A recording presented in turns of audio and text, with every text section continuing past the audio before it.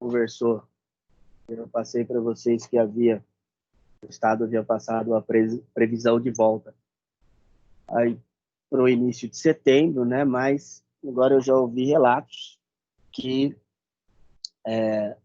as escolas particulares estão querendo entrar com alguma coisa para poder voltar antes, né? Por quê? Porque a alegação do Estado é que a necessidade de voltar em setembro é para adequação. E aí, no caso, as escolas particulares relatam que é realmente a verdade, não precisa, né? Elas não precisam demorar tanto para se adequar, porque é só falar o que é para fazer, o dono vai prepara tudo. Então não há necessidade aí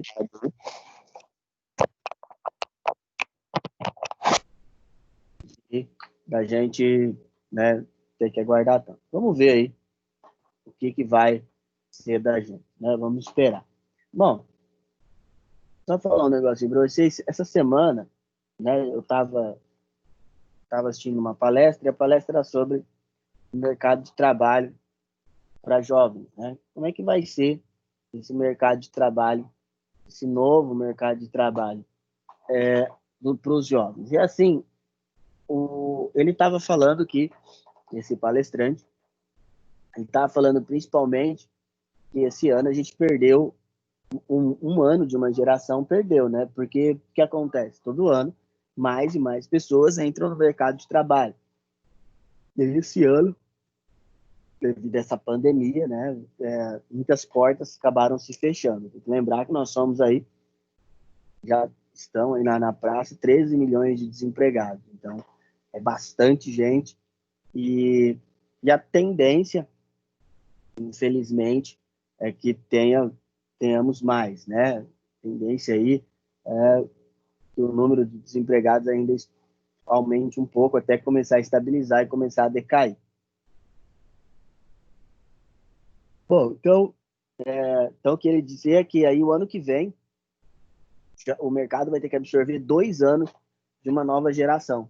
Então, será um pouco mais complicado do que, né, a gente tem todo ano. Todo ano já entram muitas pessoas, o ano que vem vão ser 2 anos. Então, qual que é, o intuito de se falar isso? O intuito é o seguinte, que a gente tem que pensar é assim, nesses... Uh, quem for entrar no mercado de trabalho é a pessoa que estiver melhor preparada, né? Então, a empresa, eu sempre falei isso para vocês em sala, as empresas hoje elas estão atrás de pessoas prontas. Não há tempo para dar treinamento e coisas assim. Então, por isso, se procura cada vez mais e mais pessoas prontas, né, para o trabalho, pessoas que elas possam já incorporar dentro da sua empresa, incorporar dentro ali dos seus moldes, né? Sendo assim, o que vocês têm que procurar fazer nesse período? Procurar se adequar cada vez mais, procurar estar cada vez mais atualizado, né? Procurar aí, né, estar um passo à frente. É evidente que nós sabemos das dificuldades, né, principalmente no que diz respeito a estar, a parte de falar que está um passo à frente, né, é bem complexo, mas procure. Eu sei que não é fácil, né, principalmente nós aqui que não estamos tão acostumados, né, a ter esse ensino à distância, mas procurem. Agora vocês estão tendo mais tempo livre, então a chance de vocês melhorarem é cada vez maior. A chance de vocês se atualizarem é cada vez maior. Então, procurem fazer isso. Tem um monte de canal bacana, um monte de canal legal que você pode se atualizar e pode adquirir mais conhecimento. Outra coisa que eu vi, essa é uma matéria que eu li do header do Google, é uma pessoa que cuida de alguns produtos do Google, tá? Ele falou que a educação presencial ela não vai mais, nunca mais ser 100%, né? Até o título da matéria é Educação nunca mais voltará a ser 100% offline. Por que isso? Porque várias instituições, inclusive o Estado, viu que funciona. E o custo é muito menor. Então, assim, possivelmente, é lógico que não todas, mas possivelmente irá adequar um pouco a grade, a carga horária a esse período online também. Tá? Então, acostumem-se que é uma tendência. Tá? Quem já fez algum curso EAD sabe que não é simples, sabe que requer, tem que ter muita regularidade, né? Tem que ser uma pessoa que faça as coisas, tá?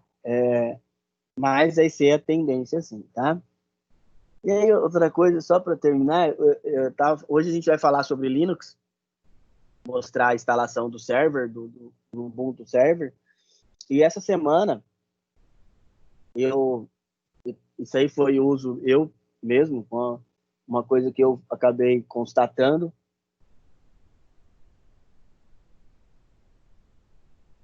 O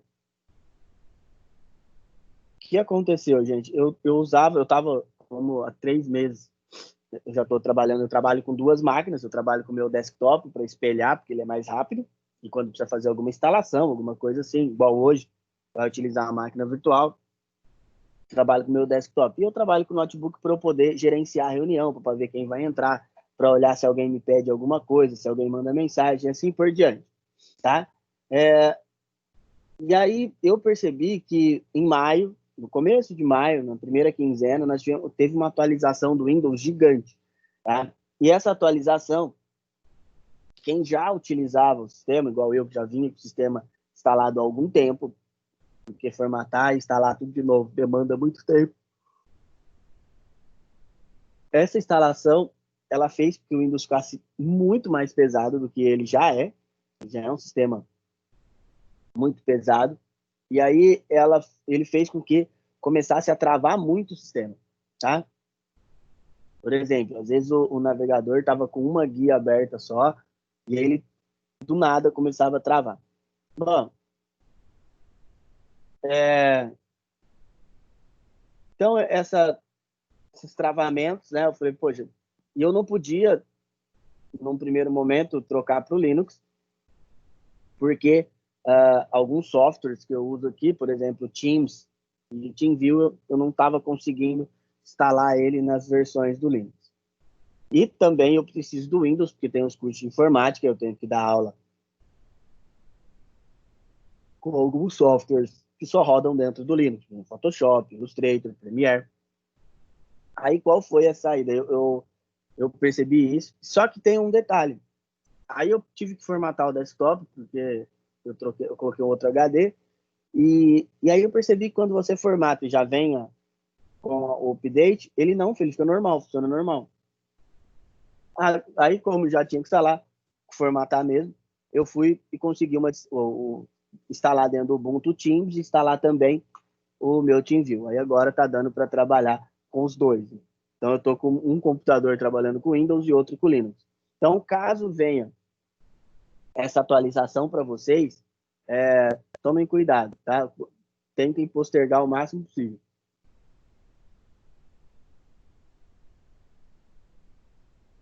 Apesar de saber que o Windows ele não te dá muito essa chance de você escolher quando você vai atualizar, né? Ele quer atualizar, às vezes você está trabalhando, ele desliga o seu computador para atualizar o sistema. Então é bem complexo. Isso no Linux não existe.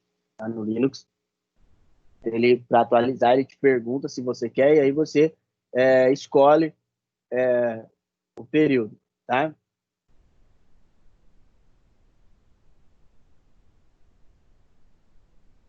É lógico que, sempre falo, o Linux é bem melhor, bem mais estável que o Linux, mas não adianta, tem softwares é,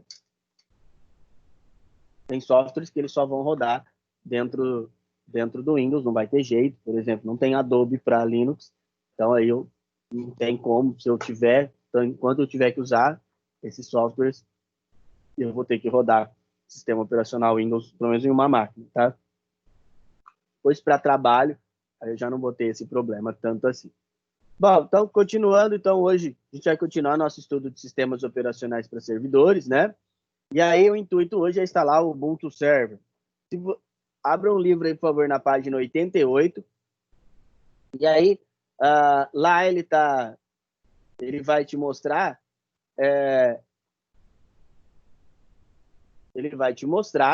tá? A instalação do 1604. Então, por que ele escolheu essa versão? A 1604 é uma versão LTS, então, sendo uma versão LTS, ela tem um suporte longo, tá? São 5 anos de suporte. Então, o suporte vai até o ano que vem. Hoje eu baixei a versão 20 também já é LTS, então ela também tem um suporte de 5 anos, então vai até 2025. Vocês vão notar, são algumas diferenças entre a instalação do 1604 e a instalação do 2004, algumas coisas foram tiradas, mas no final o sistema é idêntico, tá? Bom, eu já vou iniciar a instalação, mas antes eu queria explicar um negocinho, na verdade, voltar a falar para vocês, né? Bom, o Linux ele é um sistema operacional base Unix. O que isso quer dizer? Na verdade, o Unix ele é o pai de todos os sistemas operacionais. Então, a gente já discutiu isso algumas vezes. Ele é base de todos os sistemas operacionais modernos, tá? Sendo assim,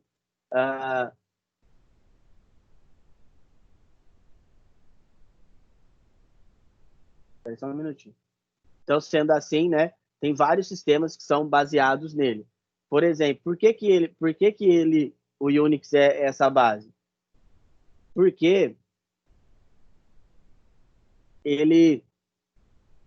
o Unix ele foi criado por um laboratório que chama Laboratórios Bell, hoje a AT&T, né, que é uma maior empresa de telecomunicações dos Estados Unidos. E quando ele foi criado, o intuito inicial da criação dele ele era ser disponibilizado gratuitamente. Você não tinha acesso ao código-fonte, mas a AT&T, o Laboratórios Bell, começou a distribuir porque ele já era um gigante gigante das telecomunicações. E lá nos Estados Unidos tem um órgão que funciona igual o CAD aqui no Brasil, tá? Que é um órgão de defesa que não deixa as empresas terem monopólio. Então, as empresas não têm o monopólio daquilo, não podem ter o monopólio, e aí, se os laboratórios Bell tivessem um sistema operacional rodando e majoritariamente nas máquinas, né, ia definir monopólio, e aí ia ter que dividir a empresa. Foi passando o tempo, ela distribuiu bastante. Para você ter um sistema base Unix, era só você mandar uma carta lá para os laboratórios Bell e eles te mandavam, e uma fita, né? Aí eles te mandavam o sistema. Então, várias universidades pegaram, várias empresas pegaram. E aí, algumas universidades fizeram, estudaram e criaram sistemas nessa base. E um dos mais populares é o Minix, tá? E aí, com base no Minix, o Linux foi melhorando ele e cria o kernel do que hoje nós chamamos de Linux, tá? Só a título de curiosidade, no começo dos anos 80, o Laboratórios Bell ele foi desmembrado, né, em partes. E aí ele tentou vender o Unix. Só que aí perdeu na justiça, foi perdendo até o sistema deixar de cair no esquecimento. Tá? Porque como o sistema ele deixa de ser um sistema, a empresa deixa de ter monopólio das coisas, ela poderia vender esse sistema. Mas aí ela já havia iniciado, né? Para quem ela já tinha distribuído gratuitamente, ela não podia começar a cobrar. Tá? Bom, então surge o projeto GNU Linux. O projeto GNU ele é anterior, ele é da Free Software Foundation, ele é bem antes do Linux, quase uns 10 anos antes, tá? E o projeto GNU ele veio para que o software livre ele tivesse uma melhoria. As empresas apostaram muito no software livre, e nesse método de software livre, apostava-se muito também, tá? Em um jeito de como se lucrar com software livre. Primeiro, o medo inicial da Free Software Foundation, do Stallman, que a gente vai falar daqui a pouco, era da informação ficar na mão de poucas pessoas. Então, poucas empresas tinham acesso ao desenvolvimento de tecnologia. E o intuito dele era que mais pessoas tivessem acesso, e isso ia barateando a tecnologia e mais pessoas teriam conhecimento. É o que a gente tem bastante hoje.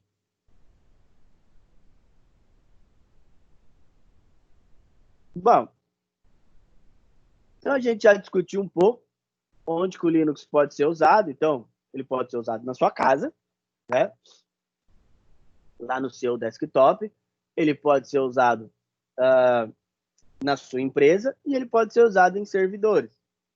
E aí nós vamos ver um pouco disso agora. Vou abrir o VirtualBox aqui.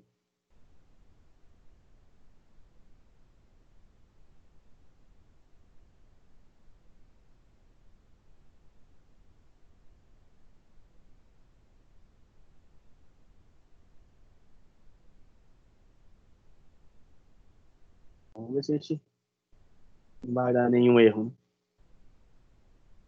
O server do Linux ele é muito pequenininho, ele precisa de 1 GB para ser instalado só. Mas aí você não vai fazer em 1 GB, porque depois tem os complementos, né, que você tem que ir baixando.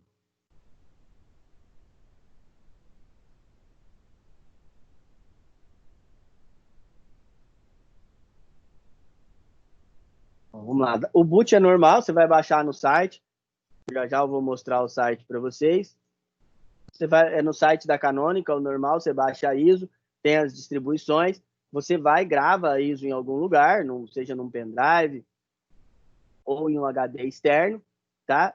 E aí ele vai dar boot normal e vai aparecer as telas, igual tá aparecendo aí na página 88, né? Carregando ainda, vamos ver se ele vai carregando os diretórios, né? E alguns serviços. O que a gente tem que lembrar é que a diferença principal é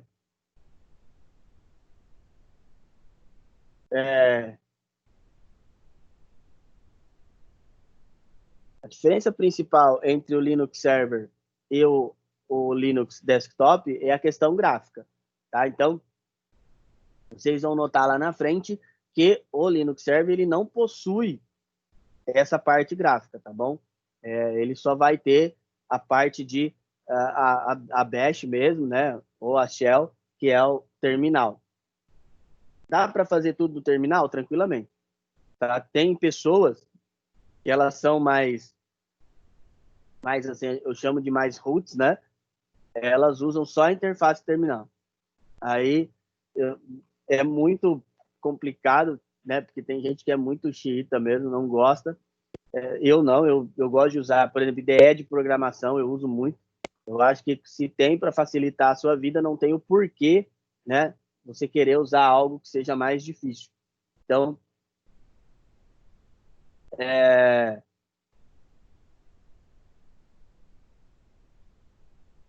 então se você tem um dispositivo que pode te ajudar, por exemplo, igual quando a gente vai trabalhar com web, tem gente que gosta de fazer só no bloco de notas. Mas hoje tem várias ideias para desenvolvimento que são grátis, por exemplo, o próprio Notepad++, que é bem simples, o Visual Code da Microsoft, ele é bem simples, tá? E é gratuito. Não tem por que você usar algo que não vai te ajudar, né? Mas tem os pagos também, tem o Sublime, tem o PHP Storm, eles são pagos e te ajudam ainda mais, né?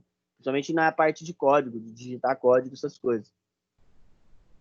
Bom, então essa é a primeira tela para você escolher o idioma, e aí é o seguinte, né? Vocês vão notar que essa distribuição, essa versão que eu baixei, ela não tem português ainda, tá? Como ainda não houve uma atualização do 20.04, ela não inseriu o idioma português. Mas foi propositadamente que o sistema para servidor, se você for usar o Linux, então,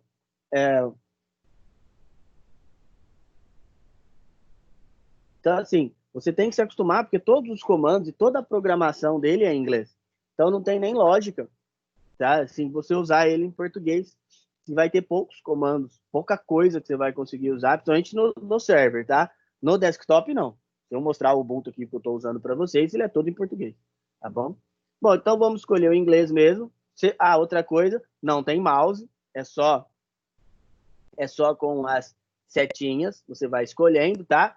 E você vai escolhendo as opções. Por exemplo, a primeira coisa que ele pergunta é que tem um instalador de atualizações, e ele mostra aqui para vocês o GitHub, tá? A gente vai ver bem o que é isso aí. GitHub é um repositório. Você pode criar uma conta também, colocar arquivos lá, um repositório, que ele é gratuito. Você pode dar um update enquanto instala ou continuar depois.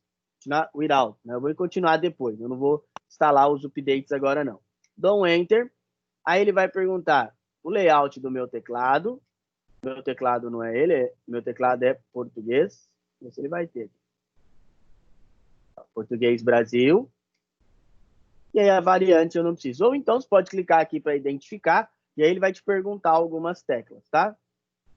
Continue, tá aplicando a configuração. Agora ele está vendo a minha placa de rede, tá? Ele já verificou aqui, ó, eu tenho uma placa de rede ativa e da onde está vindo o meu server de DHCP. Então eu tenho internet, tá? Por enquanto eu não preciso configurar nada. E se eu quero usar um servidor proxy? A gente já sabe o que é um servidor proxy, a gente já viu isso aí. Servidor proxy, ele nada mais é do que um servidor que você vai usar como se fosse um escravo da máquina. Né? Então, ele vai usar esse tipo de máquina para acessar a internet. Nós não temos, eu vou acessar minha rede aqui mesmo, então eu vou continuar. E aí, esse é o meu arquivo de espelho, é da onde eu quero buscar principalmente as minhas atualizações. Ele já viu que eu estou no Brasil, ó, colocou um servidor BR aqui, possivelmente é o servidor mais perto, então as atualizações vão vir mais rapidamente, tá? Mais um done. Aí aqui, ó, eu tenho a opção de usar o disco inteiro e fazer uma instalação automática. Tem a opção de usar uma VM, né? Uma máquina virtual. Ou então, eu tenho a opção de usar customizado. Ou eu vou particionar o meu HD. Então, eu vou escolher essa opção, ficar em Done. E aí eu vou escolher aqui, ó, esse é o meu disco. Escolher ele. Escolher uma partição. Vou pôr 1 GB. E vou colocar ela para swap. Criei. E vou criar outra partição. Escolher tudo. Não, vou escolher, deixar um pouco para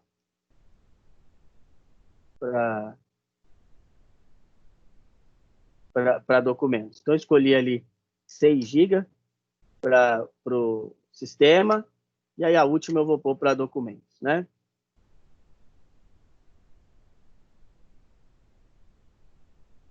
ext4/home. Então, ó, esse formato ext4 é o formato mais novo de partições Linux, tá? Lá dentro do nosso... lá dentro do nosso... Deixa eu só fazer um negócio. Lá dentro do nosso Windows, o formato é o NTFS, tá? Então, o NTFS é o nosso formato padrão, e aqui no Linux hoje é o ext4. Então, é o extensible, né? For é a mais recente. Então, sempre usem, se puder dar preferência, usar a mais recente, porque ela é sempre a mais rápida, ela é sempre a mais moderna, ela sempre consegue ter mais velocidade. Acabei minhas partições, vou continuar. Continua, ele vai falar que vai escrever, e aí agora é o nome. Então, o meu nome, eu posso pôr qualquer nome, eu posso pôr até espaço, tá? Servidor, geralmente a gente coloca o nome de server, e o nome, a gente põe o mesmo, para a gente não se perder, tá? Password, vou pôr aqui. Password, a senha a gente sabe que é bem importante. Por quê? Porque tudo que vai precisar fazer associado à instalação, a gente precisa fazer com a senha de root, tá? Down. Se eu quero instalar, vou instalar já o SSH, pegar pelo GitHub.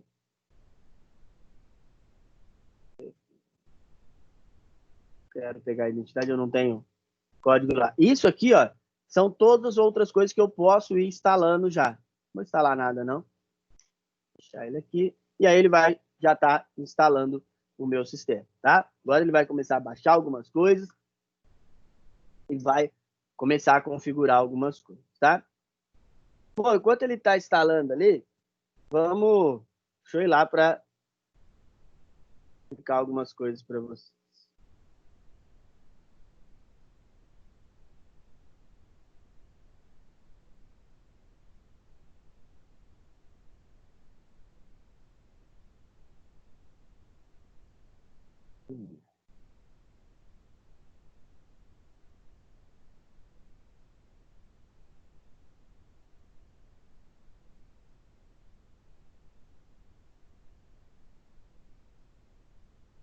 Se vai voltar aqui.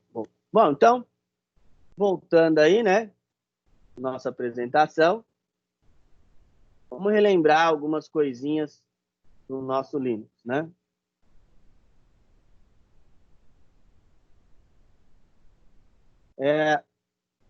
Bom, então o que a gente tem que lembrar? O Linux ele é um sistema operacional aberto, né? Então ele é um software livre. E aí, o que a gente tem que lembrar dele?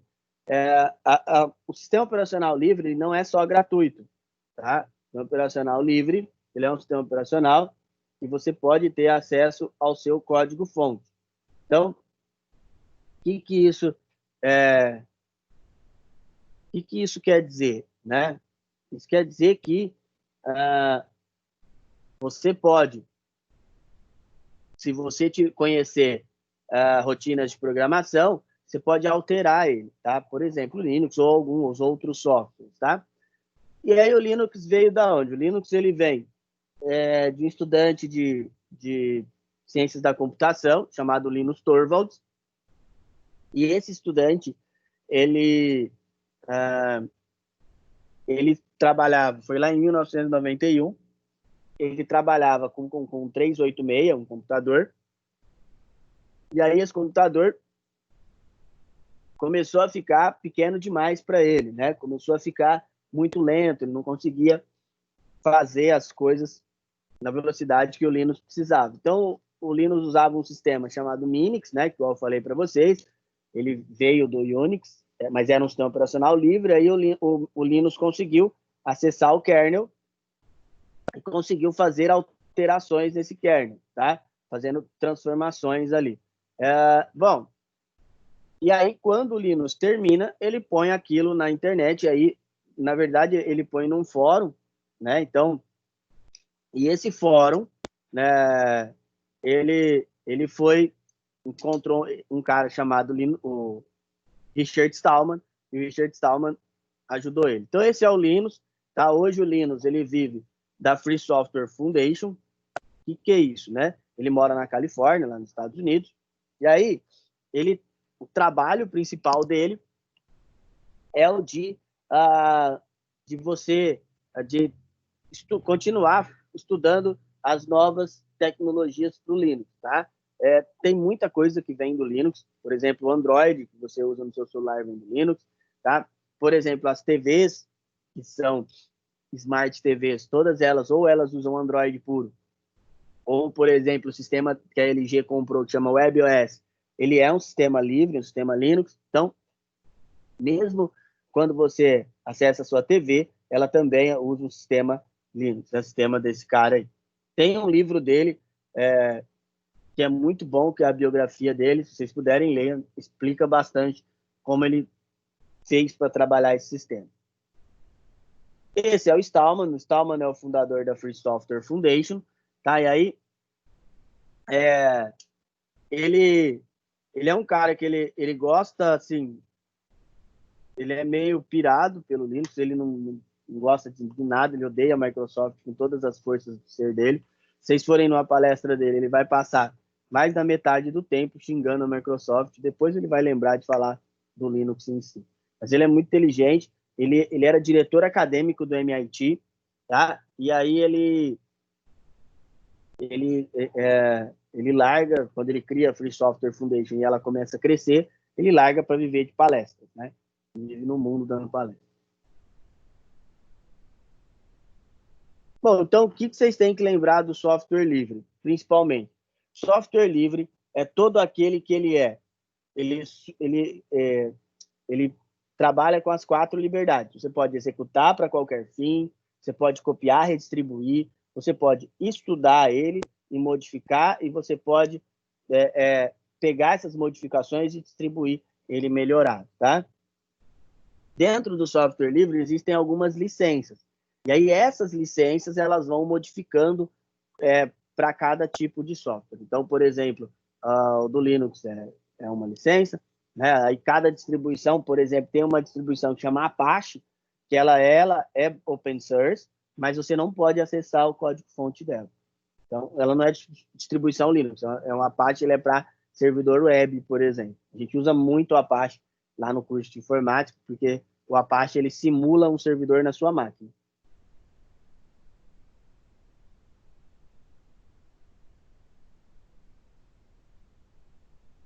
Bom, continuando.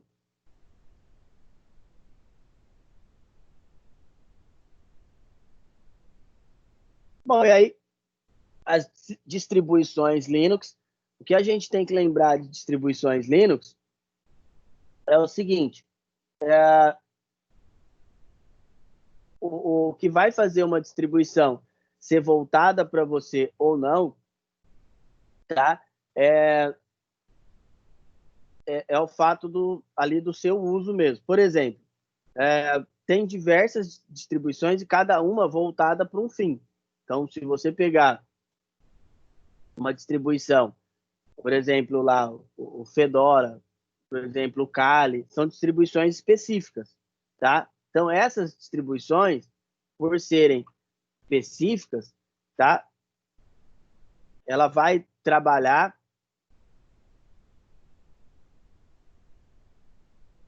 com alguns meios, né? Por exemplo, o Kali ele é voltado para ferramentas de redes. Tem umas ferramentas de redes que a gente chama de pen test, tá? E aí o pen test ele é usada, por exemplo, para você fazer diagnóstico de rede. Então, às vezes você precisa fazer um diagnóstico de rede ou, por exemplo, fazer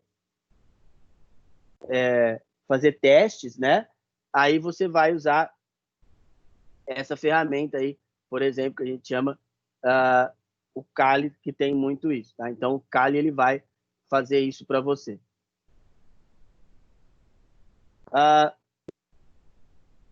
Deixa eu só voltar um pouquinho, deu uma...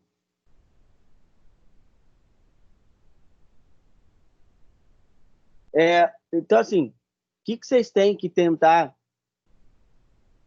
observar, tá? Quando você for instalar uma distribuição Linux, a primeira coisa que você tem que pensar é se aquela distribuição ela vai te auxiliar em tudo que você precisa. Então, por exemplo, eu tô com uma distribuição Linux aqui e aí ela é boa para programação. Por exemplo, o Fedora. Fedora, para quem é programador, ela é excelente. Mas aí o que acontece? Eu não sou programador, então não tem lógica eu usar uma dessas. Às vezes tem muita pessoa, quando eu começa a dar aula de Linux, a galera fala, mas nós vamos aprender a mexer no Kali? Então, cara, o Kali nem é indicado você instalar ele, né? A indicação do Kali é você utilizar ele, mas por exemplo, por exemplo, aí, quando você vai trabalhar num ambiente virtualizado, tá? Então, não é nem indicado você instalar o Kali numa máquina, tá? Por quê? Às vezes as pessoas acham que pelo Kali ter ferramentas de invasão, você vai pegar e só por ter instalado ele já vai invadir um monte de coisa. E não é assim, tá, galera? Não é dessa maneira que funciona. Para você tentar invadir alguma coisa, é bem mais complicado do que as pessoas pensam. Às vezes as pessoas acham que é só instalar o sistema e ele já vai fazer tudo. Não, você tem que programar. E a programação dessas coisas é feita manualmente, igual eu falei para vocês. Vocês estão vendo aí na imagem, estou tentando fechar uns programas aqui, porque agora foi. Que atrás ele está mostrando, está carregando, ó. Quando você vai fazer alguma coisa relacionada a técnicas de invasão, você só vai ter acesso a isso aqui, tá? Só vai ter acesso à parte gráfica, tá? Ou, perdão, ao terminal. Você não vai ter acesso à parte gráfica.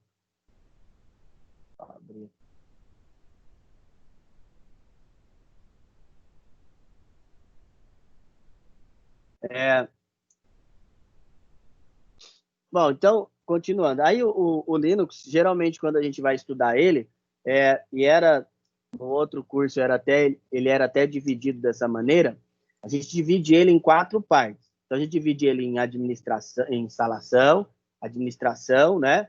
E servidores. Aí tem o servidor Samba, que a gente aprende lá no livro 9, e o Firewall, que a gente aprende no livro 10. E aí, assim, quando a gente vai trabalhar com esses servidores, tá? A gente tem acesso a múltiplas opções de programação. Mas o que vocês têm que entender? Essa programação, ela é feita toda à mão, tá? Por exemplo, lógico, para vocês eu vou passar o script, né? Vou voltar aqui. O script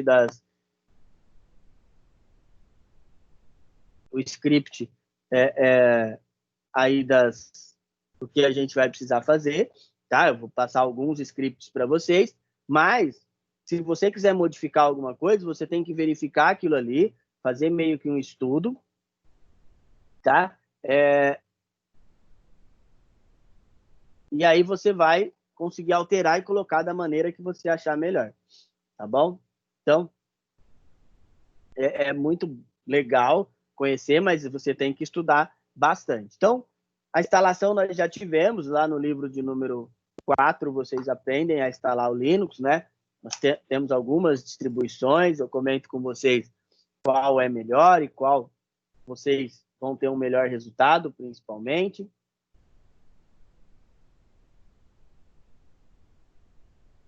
Tem a questão da administração, você também aprende um pouco lá no livro 4, e um pouco você tem também lá no livro 10, que aí você vai aprender um pouco a manuseá-lo. Os servidores Samba, um exemplo que nós estamos instalando aqui, na verdade é assim, quando você instala o Linux, ele só instala a distribuição, tá? Então,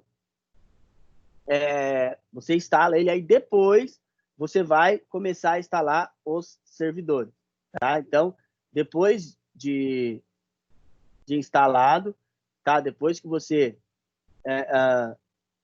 faz a instalação de tudo, você começa a configurar os servidores. Então, uma coisa legal, esse servidor, essa imagem é de um servidor Ubuntu, né?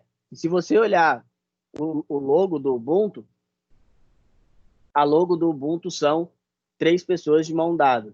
Tá? Aliás, Ubuntu é uma palavra africana que quer dizer humanidade para todos. Né? Então, a fundação, o intuito é trabalhar ali com esse slogan, tá? Então, Ubuntu quer dizer isso aí. E o Samba ele é um tipo de servidor. Aí, depois nós vamos trabalhar com configuração de servidores, e aí vocês vão ver uma coisa que é bacana, é o seguinte, a configuração dos servidores lá no Linux, no Windows, perdão, ela é muito simples. Você vai pegar, clicar em Next, Next, avançar, né? E aí ele vai configurar para você. Os servidores Linux já não tem essa facilidade, né? Já eu vou abrir o sistema de configuração aqui, vocês vão ver que não é tão simples assim. E o Firewall, que é o sistema de defesa. Mais uma vez, no Linux, no Windows, o Firewall é só você abrir lá o programinha e ele vai habilitar o Firewall, abrir o Firewall para você. No Linux não é assim, tá? No Linux, quando a gente vai trabalhar com o Firewall, né, a gente tem que configurar ele, tá? Então, a gente tem que configurar ele inteirinho, fazer toda a configuração, é todo via linha de código. É lógico que para vocês eu vou passar os scripts, né? Então, vocês vão... Depois a gente vai explicar como funciona cada linha e você pode estudar e verificar como você faria, tá? A gente já discutiu isso também, os usuários dentro do Linux. Ou ele pode ser um usuário comum, ou ele pode ser um usuário root. O usuário root é o usuário administrador. O usuário administrador, dentro do sistema operacional, ele é aquele usuário que ele vai ter todos os privilégios. Mesmo você digitando a sua senha, quando inicia lá o Linux, você ainda não está logado como root. Você tem que ir lá no terminal e se logar como root, colocar a sua senha de novo. Tanto que você pode... Só por... ele está fazendo update. Deixa ele fazer. Está fazendo update de segurança. Tanto que você pode criar um usuário só para logar no sistema sem a senha de administrador. Tá? Você pode ir adicionando usuários e dando até permissões para ele. Não total, porque o único usuário que tem permissão total é o usuário administrador. E aí, essa é a principal parte, que é a shell, né? Ou terminal, ou então, no nosso caso, a gente usa bash. E aí, a bash, ela é o ambiente de programação mesmo. Tá? Igual eu falei para vocês, tem gente que só trabalha com terminal, não gosta de trabalhar com a parte gráfica, né? No Linux, a parte gráfica, ela é um software que roda dentro dele, então você tem literalmente um programa rodando dentro do Windows, do Linux, perdão, que faz rodar a parte gráfica. Então, a parte gráfica ela não tem tanta importância. Tanto que você, dependendo da distribuição, ela é repleta de limitações, tá? Tem muitas limitações dentro da parte gráfica. Bom, e a arquitetura do sistema é mais ou menos assim. O usuário ele vai digitar um comando, o shell interpreta, ele vai no kernel e busca essa informação para que ela possa ser exibida ou então para que ela possa ser acessada. E ali, esse é o terminal que a gente vai ver daqui a pouquinho.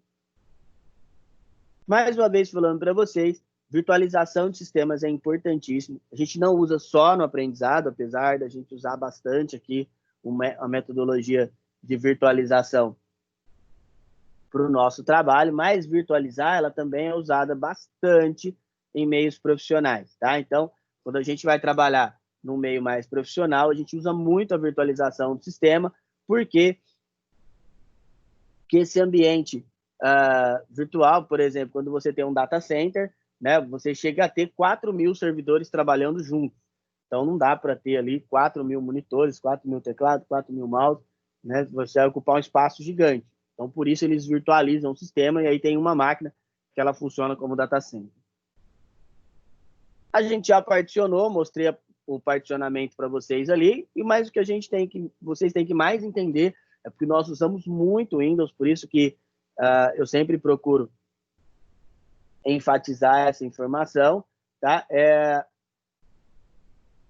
Vocês têm que, quando você for trabalhar com Windows, a gente nota, a gente lembra lá que o Windows, as suas partições, elas são nomes, né? São letras. Então, é C, D, E e assim por diante.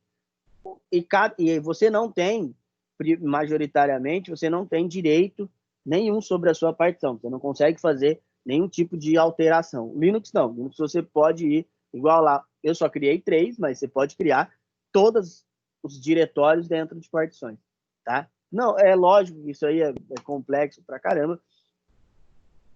Tem customização de tamanho e tudo isso, e você não tem lucro nenhum de velocidade.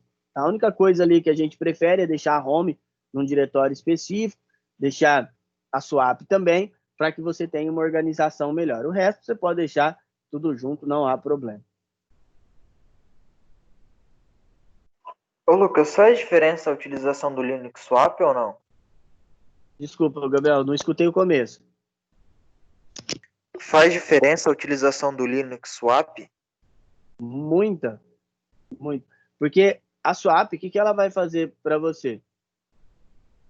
Ela vai trabalhar com a partição de memória, né? Então, ela vai trabalhar no acesso à memória RAM, né? Então, qual a principal função da swap? A principal função dela é assim, você, por exemplo, aqui a gente está trabalhando e aí faltou memória, né? Estava fazendo algum trabalho específico aqui e faltou memória RAM. A função da swap é utilizar um espaço do HD para que sirva como memória. Então, ele auxilia muito, ele não deixa que a gente perca a velocidade, né? Esse é o principal. E, por exemplo, é lógico que utilizando a memória RAM, ela é um tipo de memória mais lenta, então a gente só vai usar o Linux, ele só vai chamar ela em caso de extrema necessidade, mas, por exemplo, ele não vai acontecer igual o Windows, se faltar a memória, ele vai travar. Né? Então, a swap é importantíssimo. E como vai ocupar um espaço do HD, hoje em dia os HDs são gigantes, né? Não tem o porquê. E a swap você também só consegue configurar ou metade da sua memória RAM ou o mesmo tamanho. Tanto que, geralmente o sistema ele já trabalha com um tamanho específico de swap. Tá? Bom, aí Windows ou Linux, né? Qual usar? Igual eu falei para vocês, eu hoje utilizo os dois. Então, estou aqui, o Note aqui que eu estou mostrando para vocês, ó, eu vou passar toda essa parte aqui, ó, eu estou utilizando o Linux, tá? E aqui, essa do meio, vocês estão vendo, eu estou acessando o PC, é o Windows. Vai depender muito do seu trabalho. O Windows, ele tem muitos problemas, principalmente nessa parte que eu falei de travamentos, as coisas assim, mas isso não quer dizer que ele é de todo ruim. Tá? A gente não pode ter essa, essa, essa, essa posição de pensar que o Windows é só coisa ruim. Não, ele tem algumas coisas dele, são legais, algumas coisas para trabalho. O Windows foi muito importante na história, principalmente, né? E então, ele tem a sua parte, lógico, ele tem seus defeitos, esse negócio de ficar travando é um dos maiores deles, né? Não há um gerenciamento bom de memória, mas teve muitas qualidades e por isso que ele é hoje o sistema, ainda é o sistema mais usado em desktops e notebooks no mundo.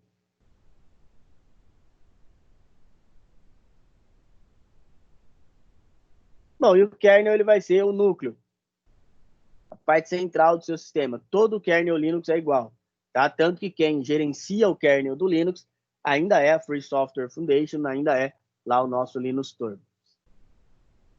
Essa swap que a gente estava falando aí, que o Gabriel estava falando, então eu estava explicando para vocês, é a área de troca. Então, por exemplo, ele utiliza um pedacinho aí do seu HD para trabalhar como área de troca. Então, por exemplo, você está com um monte de coisa aberta e aí você precisa de abrir alguma outra coisa, ou o seu próprio programa tem um consumo maior de memória RAM, tá? Aí ele vai, pega e joga isso dentro da swap e vai continuar no que está em uso, tá? Bom, isso a gente já viu algumas vezes, né? Mas eu só quero mostrar aqui. Vou abrir, deixa eu ver se ele acabou aqui. Pediu para reiniciar. Só abrir o navegador.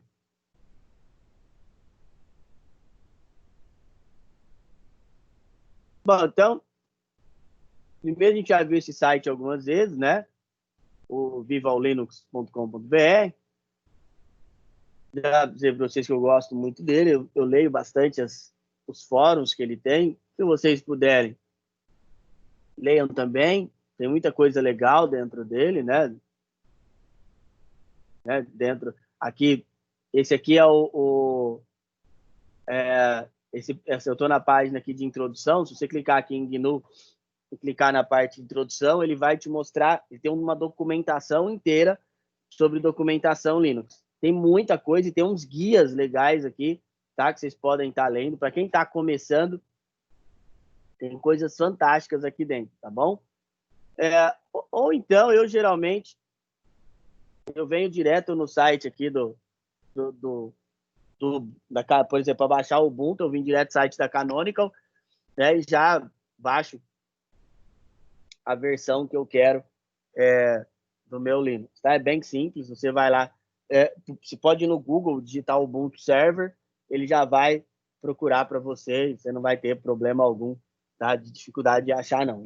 A primeira opção já é o site da Canonical, sempre na página principal vai aparecer o que já está o que está agora, por exemplo, aqui vai aparecer o 2004, tá?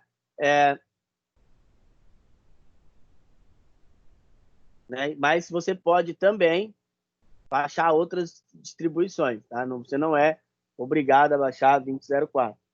Bom, então, você pode baixar outras distribuições aí do Linux, ele vai baixar normalmente. Entender por que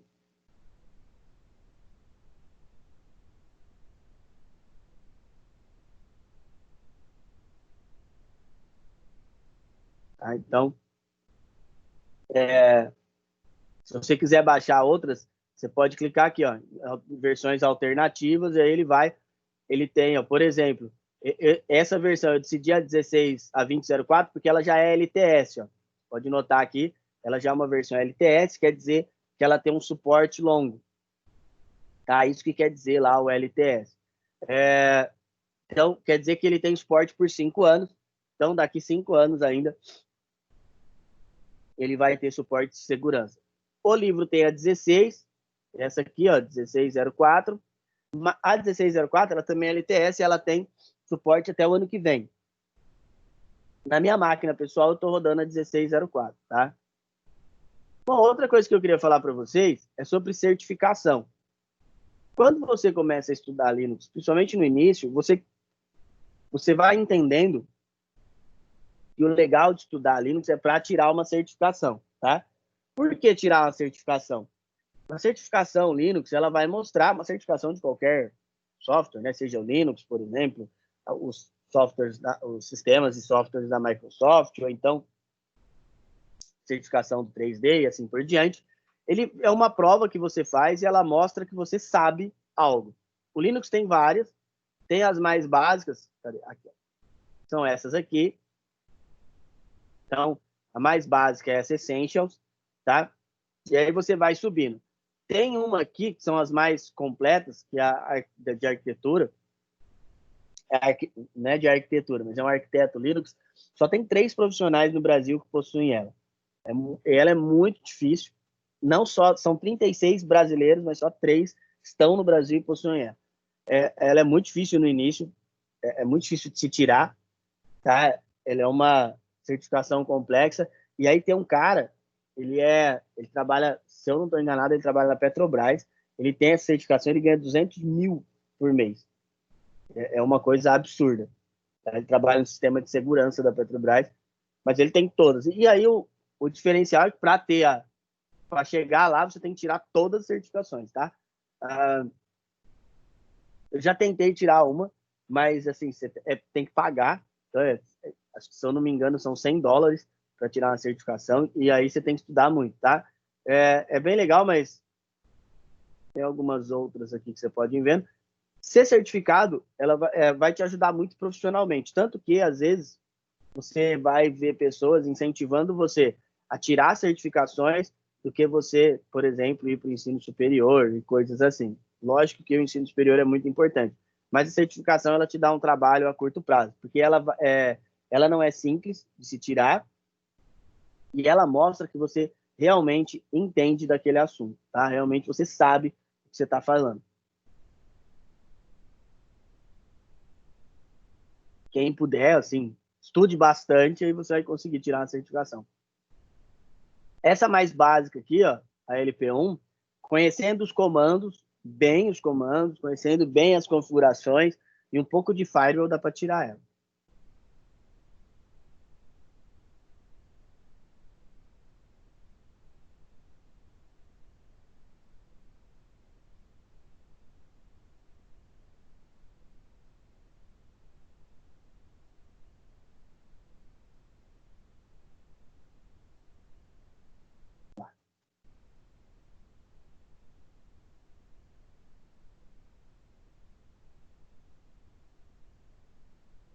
Vou fechar isso aqui.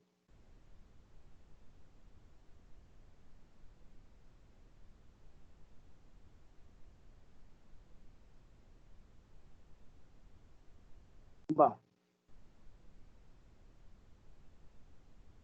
vou voltar lá para o Linux, né? Vou fechar esse Edge aqui que vai melhorar a nossa vida.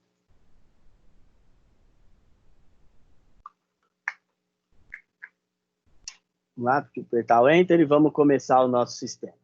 Iniciar.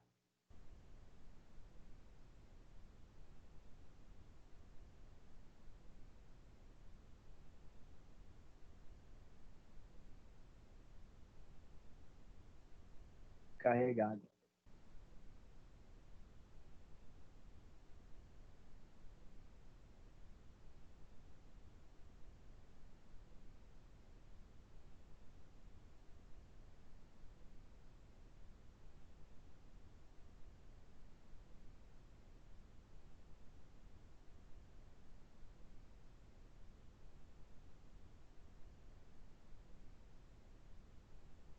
Não tá. Vou abrir de novo aqui.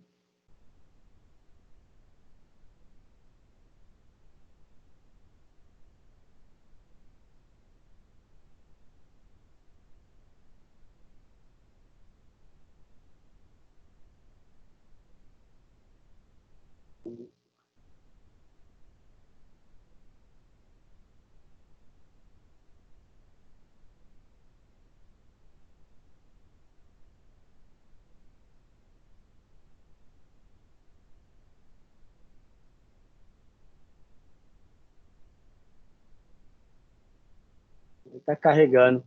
Aí o sistema, ele carrega todos os serviços, né? Depois ele vai abrir para nós aqui.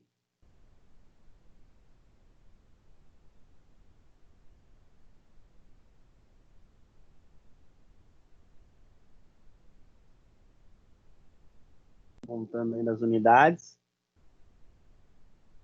Já ele vai pedir o meu nome de usuário e senha.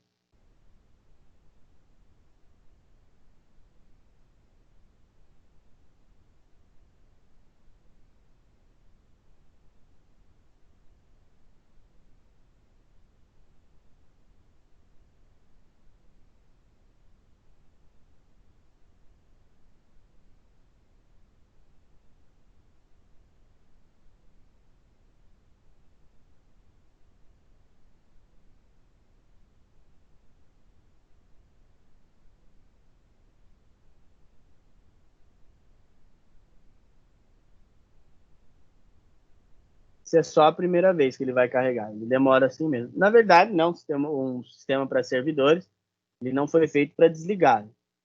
Ele para ficar ligado por vários dias. Então, por isso, a primeira vez ele demora bastante, porque ele vai carregar todos os serviços, carrega a placa, carrega tudo que você vai precisar, e quando você vai atualizar e configurar, você não precisa nem desligar, nem precisa reiniciar, nem nada. Então, a demora é sempre a inicial. Tá? Pronto. Olha lá. Esse é o sistema. Tá no login. Minha senha.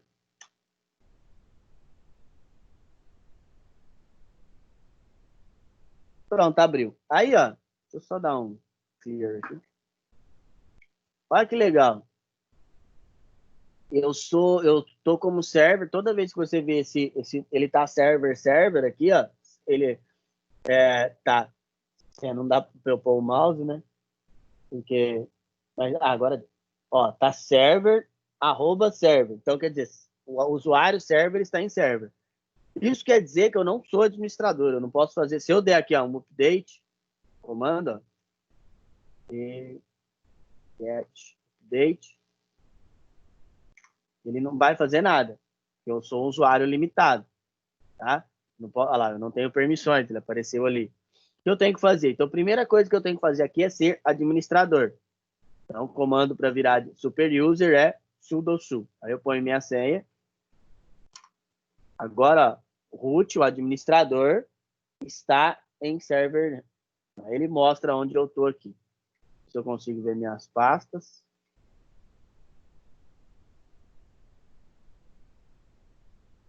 Olha lá, tá minhas pastinhas. Deixa eu tentar entrar lá no... Pronto. Então, o comando para voltar à pasta é o cd, espaço, 2 pontos. E agora eu consigo ver minhas pastas. Ó. Vou entrar aqui numa que eu possa mostrar algum texto para vocês. Deixa eu ver se na mídia vazia.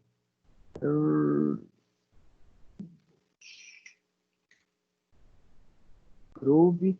O Groove é o nosso inicializador de partições, mas não era isso que eu quero mostrar para vocês.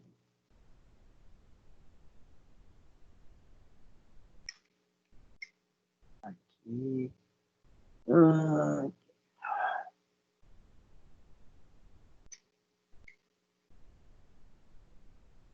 ver se eu consigo fazer um negócio. Tá.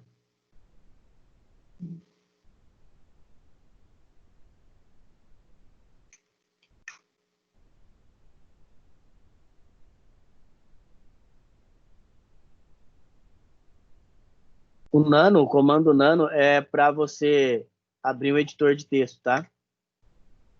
Eles estão todos vazios. Se eu...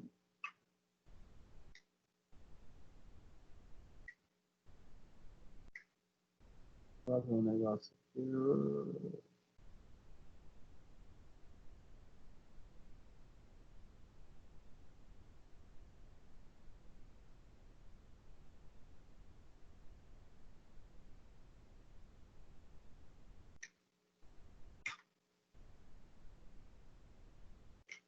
Eu não atualizei, tá tudo vazio. Vou mostrar um arquivo.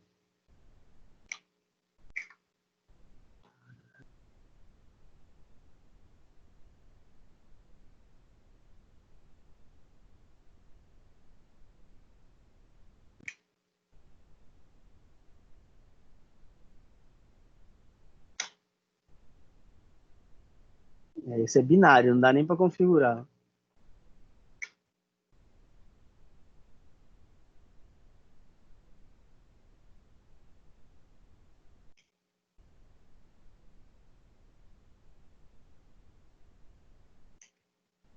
Esse também.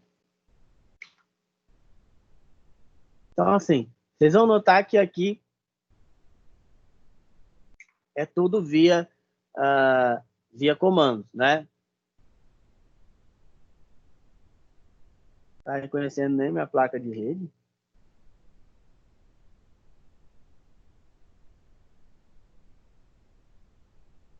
Nossa, eu não instalei nem isso. Deixa eu instalar aqui.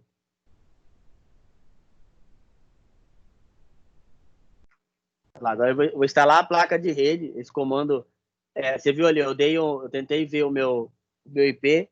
Ele disse que não tinha placa de rede instalada.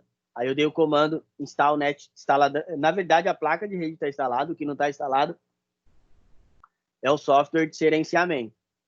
Esse agora eu consigo. Olha lá, if config. Aí ele vai mostrar as minhas placas.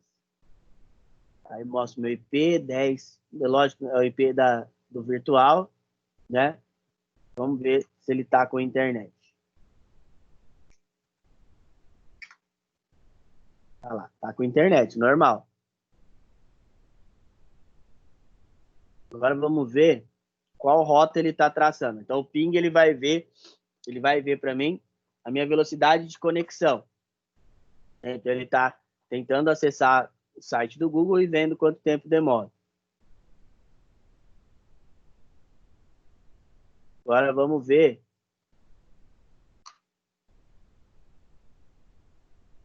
qual caminho ele está fazendo para acessar, por exemplo, o site da escola.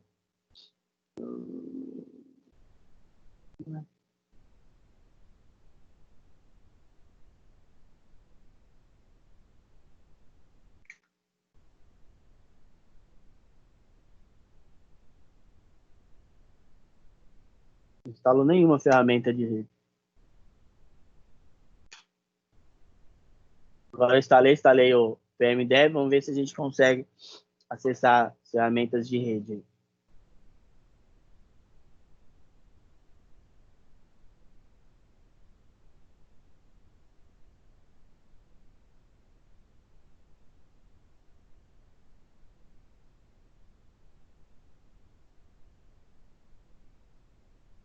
Tá vendo? A única coisa assim que é mais complexa dentro de um servidor Linux é que todo e qualquer serviço que você vá precisar usar a primeira vez, evidente, você tem que instalar. Próxima vez, se você instalou já, você não precisa instalar de novo, né? Mas tem essa particularidade. É lógico, é bem mais complexo, né? E é bem mais difícil de se reconhecer ele aí. Vamos ver se agora ele vai iniciar.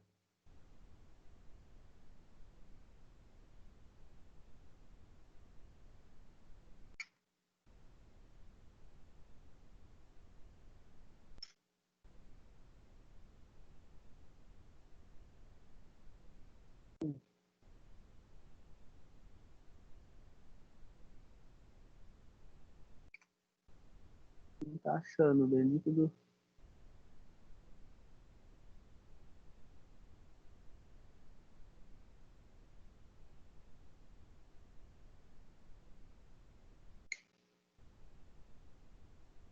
Ah, não tá achando o pacote, é por isso.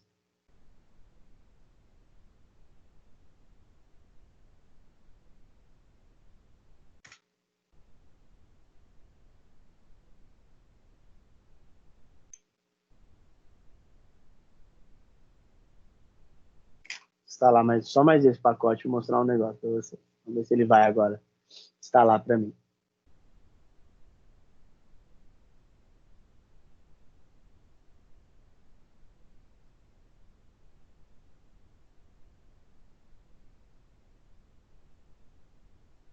Agora vamos ver.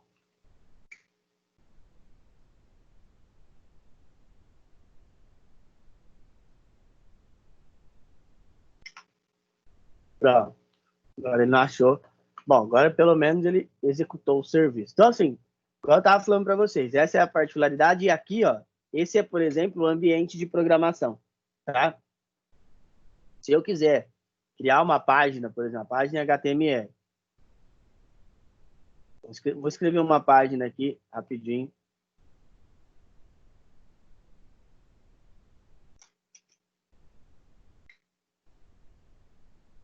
Deixa eu só fazer. Não, tá bom. Deixa eu já deixar ela. Não. Só ver onde eu tô aqui. Vou lá para home, que é melhor salvar lá. Já vou criar o arquivo.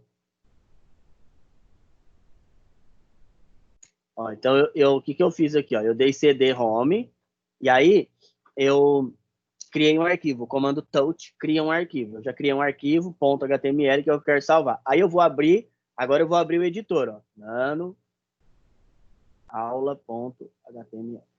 E abre, e agora eu vou configurar ela. Então, configurar bem básico aqui. L.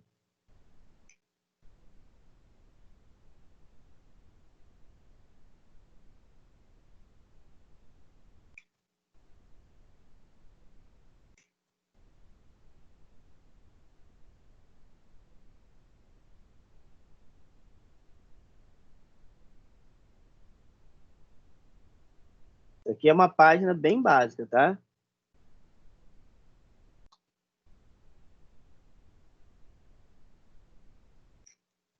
Calma que eu já vou explicar o que faz cada coisinha. Deixa eu só digitar aqui o código.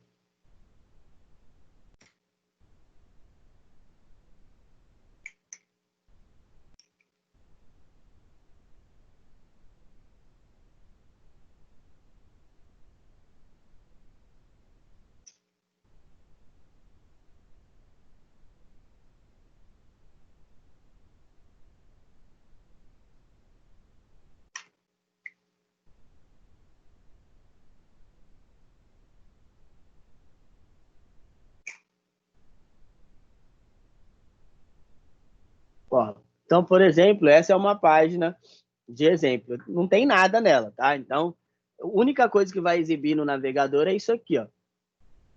Esse conteúdo aqui do meio, tá? Então, você descrever uma página de HTML, você fazer ela e pôr para rodar dentro do seu ambiente, tá? Por exemplo, aqui dentro do meu Linux, tem gente que só faz assim, cria a página inteira dessa maneira, tá? Então aí depois eu dou um Ctrl O grava, Ctrl X sai.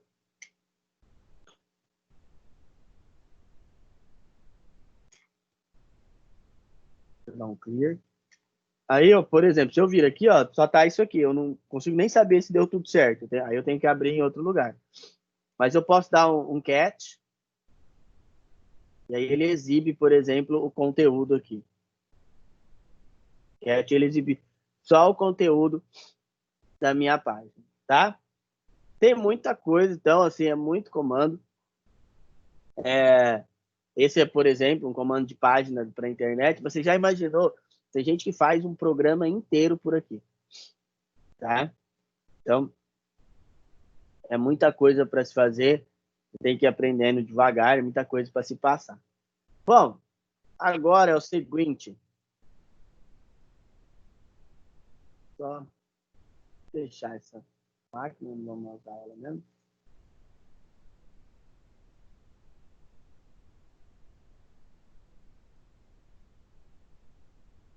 Bom, antes dessas questões, eu queria que vocês assistissem um videozinho. Vou mostrar ele. Deixa eu pegar ele.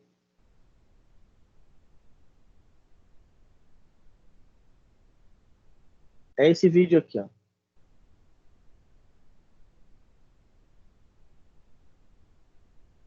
Ele é bem legal, chama Guerra dos Navegadores. Tá, e aí vocês vão fazer essas duas coisas para mim hoje. Vocês vão assistir esse vídeo, tá? Descrever o que vocês entenderam dele e responder as questões, tá bom? Eu vou mandar lá no grupo o link dele para vocês poderem assistir. Eu vou deixar as questões aqui. Peraí.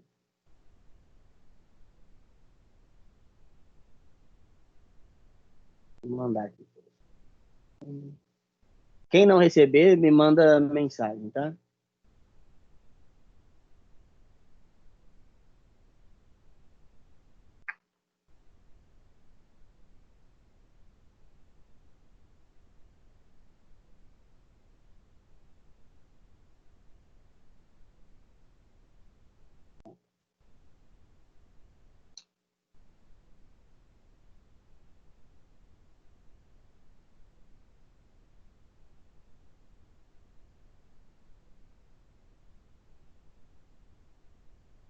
Ai, deixa eu pôr as questões aqui para vocês.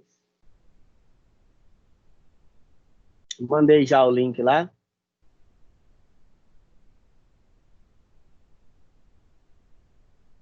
Também aí fazer essas questões aqui, tá? Então, qualquer dúvida, é só chamar. Podem começar.